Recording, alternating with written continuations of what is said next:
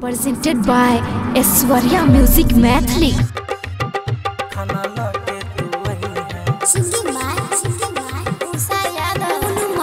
हरवा जोतले हमें जइबौगे खाना लाके तू वही है। हरवा जोतले हमें जइबौगे खाना लाके तू वही है। काबर वाला खेत में रहबौगे खाना लाके तू वही है। बागी रही खेत में रहबौगे खाना लाके तू वही है। घरवा में चावल खत्म छिका हो आलू कोबी नहीं छिका। घरवा में चावल खत्म छिका हो आलू कोबी नहीं छिका। केना हम खाना बनैया हो गेहूं मिले पर छिका। केना हम खाना बनैया हो गेहूं मिले पर छिका। जल्दी लगा गेहूं मिले पर छिका।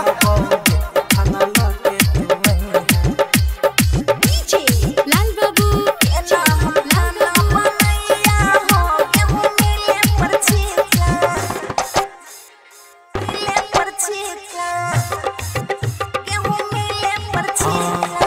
आटा पिसाई के ले आई है गे ओकर रोटी बनई है।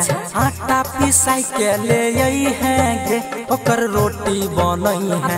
बेसन के करही बनई है गे खाना लाके तू वही है। बेसन के करही बनई है गे खाना लाके तू वही है। नया नोहर छियै कनिया हो आटा पिसबैल नहीं जइबा।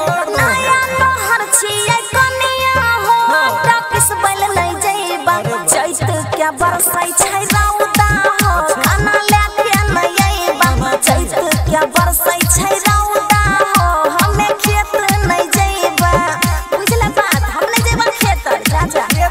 घर में बैठी मार हम देखै छी कोदारी गाड़ हमरा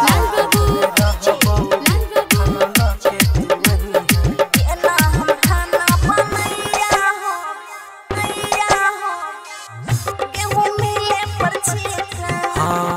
मारा बहु डंटा घुमाई के हड्डी पछड़ी छोड़ब। मारा बहु डंटा घुमाई के हड्डी पछड़ी छोड़ब। मैयो बाबू याद अइतौगे हड्डी पछड़ी छोड़ब। मैयो बाबू याद अइतौगे हड्डी पछड़ी छोड़ब। मार भोते हम रुस जाइबा हो अपन नैहर जाइबा।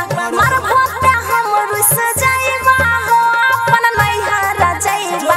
घुइरो के कहियो नहीं आइबा हो अपन नैहर जाइबा।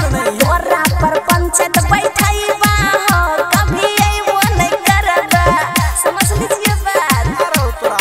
इंग्लिश बोले छी बाप पढ़ला तो इंग्लिश के ये देख लीजिए खराब बात हो जाएगा ऐसे मत बोलिए।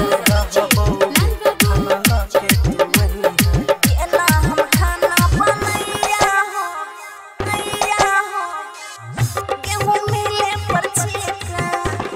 भाड़ा पर टेम्पू मांगही बउगे हमें यही बहु ससुरावा। भाड़ा पर टेम्पू मांगही बउगे हमें यही बहु ससुरावा। तोरा मान के ले है यही बउगे कुछो बोलतौ नहीं सारावा। तोरा मान के ले है यही बउगे कुछो बोलतौ नहीं सारावा। बुझले बात की समझ में? हाँ बुझै छी। Aishwarya digital recording studio Samastipur.